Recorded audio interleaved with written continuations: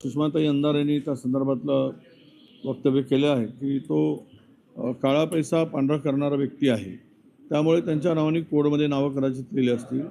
पण त्याबरोबरच ज्या व्हिडिओमध्ये सगळं काही आहे आणि सापडले आहेत, त्यांना भेटले आहेत, त्यांच्या त्या अंधश्रद्धेला खतपाणी घातलं आहे, त्यांच्या अंधश्रद्धेला समर्थन केलं आहे, हे जेवढे असतील, कोणी कितीही मोठा असो, त्याच्यावरती कारवाई झाली पाहिजे.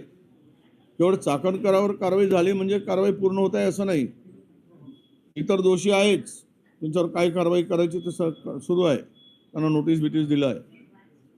परंतु इतरांचं काय, इतर मोठ्या धिंडांचं काय? अरे तुम्ही शपथ घेताय, तुम्ही एका संविधानिक पदावर आहात, कायदे करण्याच्या अधिकार क्षेत्रात तुम्ही मोडताय आणि तुम्हीच कायदे मोडण्याचं काम करताय. कायदे तयार करणारी मंडळी कायदे मोडायचं जर काम करत असेल तर ते कारवाईस पात्र आहेत.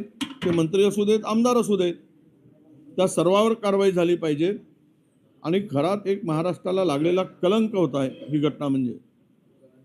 आणि महाराष्ट्राला खरं म्हणजे आत्तापर्यंतच्या इतक्या प्रकरणामध्ये हे महाराष्ट्राची मान शर्मेनं खाली जाईल अशा प्रकारचे खराचं प्रकरण आहे, फार वाईट. आणि या खरातला मोठी करणारी कोण?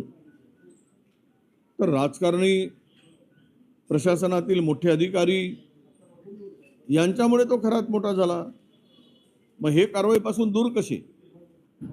हे कारवाई यांच्यावर केलीच पाहिजे, तर ही चौकशी म्हणजे फेअर आहे असे आम्ही समजू, ते बरोबर चौकशी झाली आहे असं आम्ही समजू. त्यामध्ये कोणाशी पाठीशी घालत नाही सरकार असं त्याचा अर्थ होईल. नाहीतर अर्धवट करून SITच्या माध्यमातून या चौकशीमध्ये काही साध्य होईल असं मला अजिबात दिसत नाही. काल रविवार होता, 200 पेक्षा जास्त GR काढण्यात आले. त्याच्यापेक्षा जास्त काढले गेले. 200 तुमच्या लक्षात आले. माझ्या माहितीप्रमाणे 1000च्या वर GR काढले. महाराष्ट्रात हे सर्वसामान्य माणसाचं आस्थेचं काही मंत्रालय राहिलं नाही.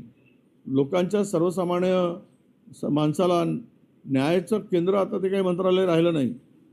तर हे आता लुटारूंच्या टोळीचं महाराष्ट्रातील केंद्र झालेलं आहे अशी मंत्रालयाची आता स्थिती झाली आहे. तिकडे सर्व मंत्रालयातील सर्व विभागामध्ये जोरात GR काढून पैसे वाटण्याचं काम सुरू झालेलं आहे.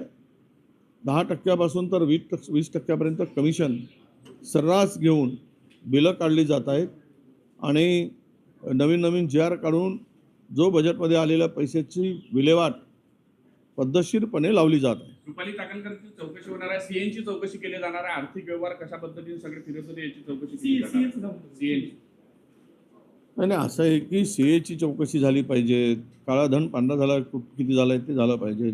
मी सांगितलं ना, चाकणकरांना नोटीस दिलं, त्यांची चौकशी होते आहे, पण त्याबरोबर इतरांची पण झाली पाहिजे, तरच हे सत्य बाहेर येईल.